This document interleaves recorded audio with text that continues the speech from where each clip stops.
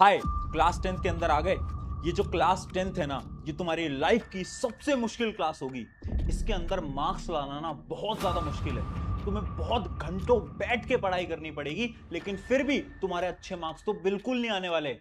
अगर ऐसा कोई भी तुमसे कह रहा है ना, तो उसकी बात पे 1% भी विश्वास मत करना, क्योंकि जो क्लास 10th है ना, तुम्हारी लाइफ की सबसे प्यारी, सबसे बेहतरीन क्लास होगी। और इस क्लास के अंदर जो भी तुमने ड्रीम देखा है ना, 95 98% तुम बहुत इजीली लेकर आओगे। लेकिन उस चीज को अचीव करने के लिए ना, तुम्हें कुछ गलतियों को अवॉइड करना पड़ेगा, कुछ मिस्टेक्स को अवॉइड करना पड़ेगा। आज मैं एक ऐसी स्ट्रैटेजी दूंगा ना, जिससे कि तुम्हें यह पता चल जाएगा कि क्लास 10th के अंदर कौन कौन सी गलतियां तुम्हें नहीं करनी है, और आखिर पढ़ना कहां से है, कैसे पढ़ना है, टाइम टेबल क्या बनाना है, सब कुछ एक स्ट्रैटेजी वीडियो के अंदर। तो हाय एवरीवन, मैं हूं आप सभी का अपना प्रशांत भैया। देखो, बहुत सारे ऐसे स्टूडेंट्स हैं जो कि मुझे पहली बार देख रहे होंगे। अभी अभी तुम क्लास 10th के अंदर आए हो। अपना इंट्रोडक्शन दे देता हूं, मेरा नाम प्रशांत किराड़ है, लेकिन प्यार से मुझे प्रशांत सर नहीं बोलते, प्रशांत भैया बोलते हैं। पता है क्यों? क्योंकि ना, इस क्लास के अंदर, इस क्लास 10th के अंदर मैं तुम्हारा हाथ पकड़ूंगा एक बड़े भाई की तरह, और अंतिम तक, जब तक तुम्हारे बोर्ड एग्जाम नहीं हो जाते क्लास 10th के, तब तक ये हाथ छोड़ूंगा नहीं। और इस पूरी जर्नी के अंदर मैं तुम्हें एक एक स्ट्रैटेजी, एक एक मोटिवेशन, जब जब तुम नीचे गिरोगे ना, तुम पीछे मुड़ के देखोगे तो प्रशांत भैया तेरे साथ खड़े होंगे। अगर कोई सीनियर इस वीडियो को देख रहा है, तो कमेंट के अंदर अपने जूनियर को बता भी सकता है कि प्रशांत भैया ने शुरू में वादा करा था और वो वादा लास्ट तक निभाया। और ये मैं अब अगले बैच, जो कि तुम अभी आए हो क्लास 10th के अंदर, तुम्हारे साथ भी करने वाला हूं। तो आज हम बात कर रहे हैं क्या क्या गलतियां नहीं करनी है और क्लास 10th कैसे स्टार्ट करनी है। तो उसी चीज को समझाने के लिए एक सिंपल सी स्टोरी समझना। एक बार ना, दो स्टूडेंट हुआ करते थे, चिंटू लाल और मिंटू लाल। दोनों ही एक जैसे थे। दोनों की क्लास 9th के अंदर उतनी अच्छी परसेंटेज नहीं आई थी, दोनों की 60-70 परसेंटेज आई थी। लेकिन अगर आप इन दोनों में डिफरेंस देखोगे, तो ये जो मिंटू लाल है, ये 3 से 4 घंटे पढ़ा करता था, और ये जो चिंटू लाल है, 6-6 घंटे पढ़ा करता था। मतलब ये ज्यादा पढ़ रहा था। इन दोनों की स्कूल सेम थी, ये दोनों सेम किताबों से पढ़ते थे। लेकिन जब फाइनल स्कोर आया ना, जब क्लास 10th के बोर्ड का रिजल्ट आया, तो ये जो चिंटू लाल था, इसका रिजल्ट कम रह गया, 65%। और ये जो मिंटू लाल था, जो कि कम पढ़ा करता था, इसका रिजल्ट आ गया 95%। तो आखिर इसने ऐसा क्या अलग करा? कुछ अलग नहीं करा, इसने बस कुछ गलतियों को अवॉइड करा। वो गलतियां जो कि इस चिंटू लाल ने करी थी, और वो गलतियां जो कि तुम्हें नहीं करनी है। तो वही 5 गलतियां एक एक करके स्टार्ट करते हैं, डिटेल में बताता हूं। सबसे पहले मिस्टेक नंबर 1, यहां पर लिखा हुआ है क्लास 9th का लो स्कोर। देखो, वो जो चिंटू लाल था ना, उसका माइंडसेट क्या था? उसका माइंडसेट ये था कि मैं तो कभी टॉपर ही नहीं बन पाऊंगा यार, मेरे ना क्लास 9th में अच्छे मार्क्स नहीं आए, तो मैं कभी टॉपर नहीं बन पाऊंगा। चाहे मैं कितने घंटे पढ़ लूं, कितनी मेहनत लगा लूं, बट मैं कभी टॉपर नहीं बन पाऊंगा। और यही सबसे बड़ी गलती है। जबकि वो जो मिंटू लाल था ना, उसका माइंडसेट ये था कि ठीक है, 9th में कम नंबर रह गए तो क्या हुआ, इस साल मेहनत करेंगे, शुरू से पढ़ेंगे, और मैं भी टॉपर बन के दिखाऊंगा।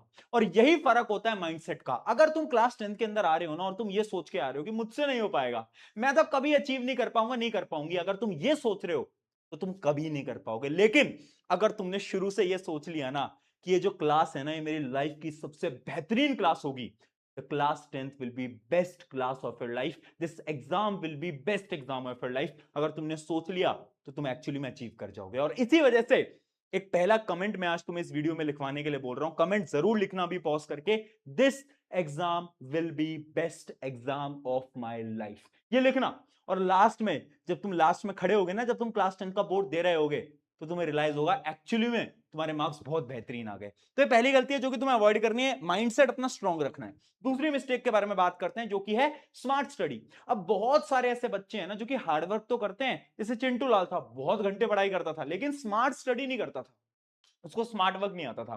स्मार्ट वर्क कैसे करें? वो स्मार्ट वर्क ध्यान ध्यान से सुनते चलना, 4 पॉइंटर्स बताता हूं। सबसे पहले, कितने घंटे पढ़ना है? तो देखो, ये सवाल आप सभी के मन में आ रहा होगा, जो ज्यादा घंटे पढ़ता है क्या उसके मार्क्स ज्यादा आते हैं? ऐसा बिल्कुल नहीं है। अगर तुम शुरू से हर रोज सिर्फ 2 से 3 घंटे भी पढ़ रहे हो ना, मोर देन सफिशियंट है, इनफ है तुम्हारे लिए। लेकिन शर्त एक है कि जब तुम पढ़ रहे हो ना, तो तुम्हारा पूरा फोकस पढ़ाई पे होना चाहिए। अब बहुत ऐसे बच्चे हैं जो कि यहाँ पे 6-6 घंटे पढ़ते तो हैं, लेकिन आधा समय उनका इधर होता है, आधा फोकस इधर होता है, कभी वो इंस्टाग्राम पे रील चला रहे होते हैं, है ना? तो वो नहीं करना है। चाहे सिर्फ 1 घंटे पढ़ो, 2 घंटे पढ़ो, कोई दिक्कत नहीं है, लेकिन हर रोज पढ़ो। और ऐसे पढ़ो कि तुम्हारा पूरा फोकस तब पढ़ाई पे होना चाहिए, बाकी तुम्हारा दिमाग इधर उधर नहीं जाना चाहिए। ये पहली चीज है स्मार्ट स्टडी की। दूसरा पॉइंट, टाइम टेबल। क्या टाइम टेबल बनाना जरूरी है? हाँ जरूरी तो है, इसके लिए मैं एक अलग से वीडियो बना दूंगा अगर तुम बोलोगे तो। लेकिन अगर तुम टाइम टेबल नहीं बना रहे हो, एक स्ट्रैटेजी बताता हूं, डेली टारगेट स्ट्रैटेजी।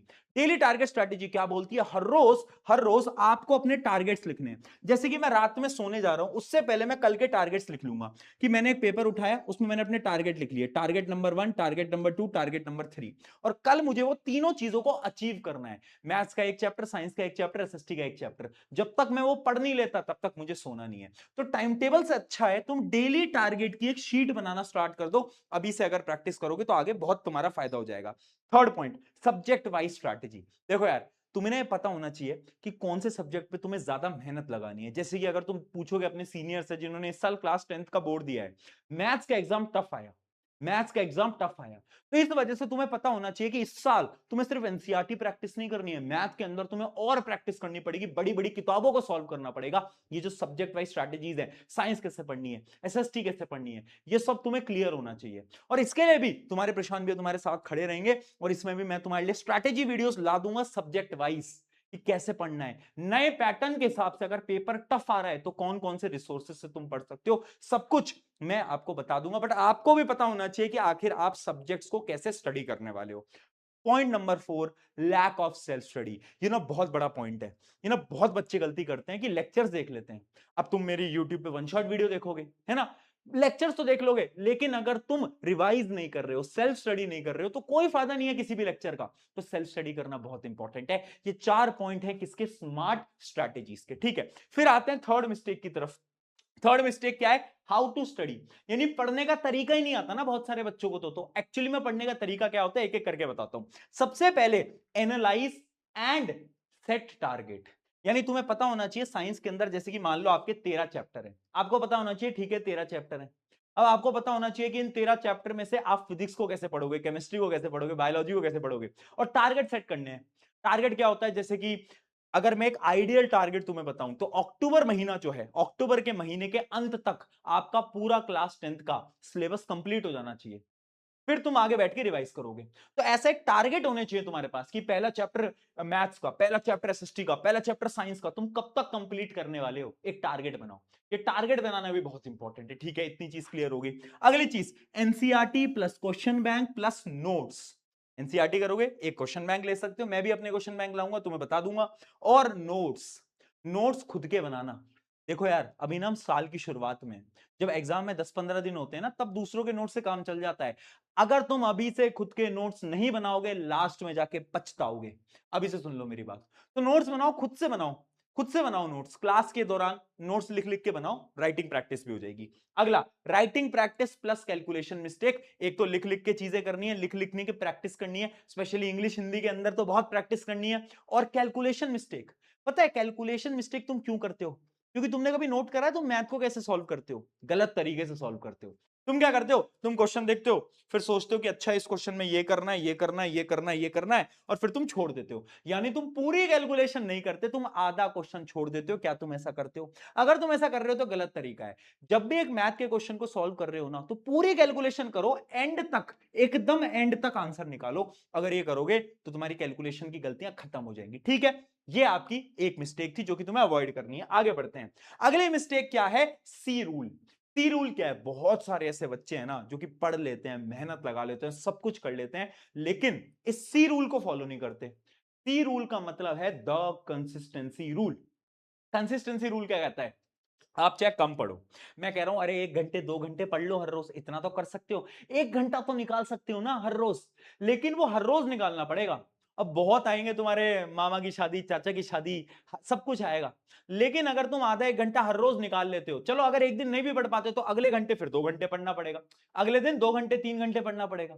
यानी पढ़ना हर रोज है। ये होता है सी रूल, कंसिस्टेंसी रूल। अगर तुमने कंसिस्टेंसी बना ली ना खुद के अंदर, मैं गारंटी से बोल रहा हूं ये क्लास तुम्हारे जीवन की सबसे बेहतरीन क्लास जाएगी। और मुश्किल नहीं है, डरना नहीं है, बिल्कुल भी घबराना नहीं है। ठीक है भाई, आगे बढ़ते हैं। अगला पॉइंट है फॉलो लेस टीचर। ये फिफ्थ एंड लास्ट मिस्टेक है जो कि हर एक बच्चा करता है। देखो होता क्या है ना, तुम YouTube पे जाओगे, बहुत सारे टीचर मिलेंगे, सब टीचर अच्छे हैं। अब तुम बोलोगे कि यार प्रशांत भैया आपसे साइंस पढ़ लेता हूं, फिर उसके बाद तुम किसी और टीचर के पास जाओगे, फिर किसी और पे, फिर किसी और पे। इससे तुम्हारा टाइम वेस्ट होता है। तुम अगर मुझसे साइंस पढ़ रहे हो, तुम्हें अगर मुझसे समझ आ रहा है तो मुझसे ही पढ़ लो, बट अगर बाई चांस मुझसे समझ नहीं आता तो किसी और से पढ़ लो। मैं ये नहीं बोल रहा कि हाँ नहीं नहीं मुझसे ही पढ़ना पड़ेगा, नहीं नहीं नहीं, ऐसा टीचर नहीं हूं मैं। अगर मुझसे समझ आए, एक बार लेक्चर देखना, समझ आ जाता है, पूरी वन शॉट बना रखी है, अगर समझ आता है देखो लेक्चर्स, पर फिर एक ही टीचर को फॉलो करना। सिमिलरली मैथ के लिए, एसएसटी के लिए एक teacher, one and only teacher, बाकी अपने सीनियर से पूछ लेना, वो तुम्हें रिकमेंड कर देंगे। ठीक है, तो एक ही टीचर फॉलो करना है, सबसे इंपॉर्टेंट। ज्यादा टीचर्स को फॉलो करोगे तो टाइम वेस्ट होगा। ये कुछ 5 मिस्टेक थी। अब कुछ फाइनल 1 to 1 टिप दे देता हूं, तुम्हारे बड़े भैया होने के नाते तुम्हें कुछ फाइनल टिप्स देके जा रहा हूं, बहुत इंपॉर्टेंट है, ध्यान से सुनना। टिप नंबर 1, इंजॉय करो। Very important. शायद ना मैं पहला टीचर हूं जो कि ये बोल रहा है कि क्लास 10th में फुल एंजॉय करो। शायद किसी के पेरेंट्स देख के ऑफेंड हो जाएं कि ये कैसे टीचर है, ये कैसे मास्टर है, बोल रहे हैं एंजॉय करो। हाँ, एंजॉय करो। ये क्लास ना वापस नहीं आएगी, ये दोस्ती वापस नहीं आएगी, तो इस क्लास में एंजॉय करना बहुत इंपॉर्टेंट है। एक चीज याद रखो, एंजॉय से मेरा मतलब है दोस्तों के साथ क्रिकेट खेलने जाओ, फुटबॉल खेलने जाओ। एंजॉय से मेरा ये मतलब नहीं है कि तुम फोन के गेमिंग्स पे लगे हो, वो वाला एंजॉयमेंट नहीं है।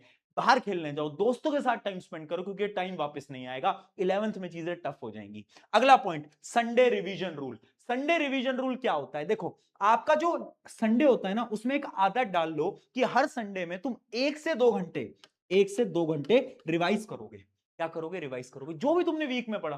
किसी भी सब्जेक्ट को उठा लो, मान लो एसएसटी उठा लो, साइंस उठा लो, मैथ, कुछ भी उठा लो, बट संडे को एक रूल बना लो, संडे रिवीजन रूल। ये बहुत फायदेमंद होगा तुम्हारे लिए। अगली चीज, डोंट कंपेयर। यार याद रखना, इस पूरी क्लास के अंदर ना तुम्हें कंपेयर नहीं करना है कि तेरे एक दोस्त के तो 90 नंबर आ रहे हैं, एक के 80 आ रहे हैं, एक के 70 आ रहे हैं, ये मत करना। Do not compare. मुझे पता है आपके पेरेंट्स शायद कंपेयर करते होंगे, लेकिन तुम खुद को कंपेयर नहीं करोगे, ये ध्यान रखना।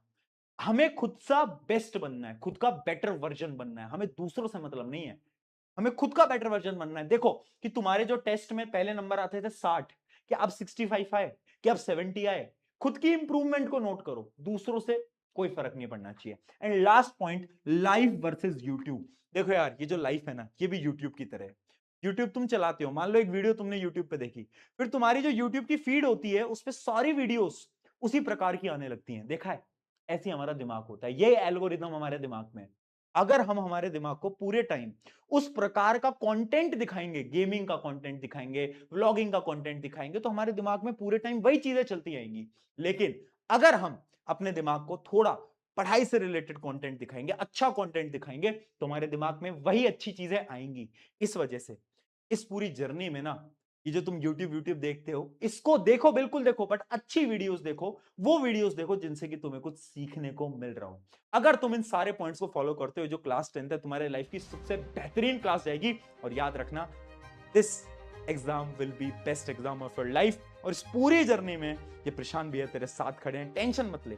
साइंस तो मैं पढ़ाई दूंगा, बाकी सारी चीजों के लिए तेरे प्रशांत भैया तेरे साथ खड़े हैं। टेक केयर, मिलते हैं नेक्स्ट वीडियो के अंदर।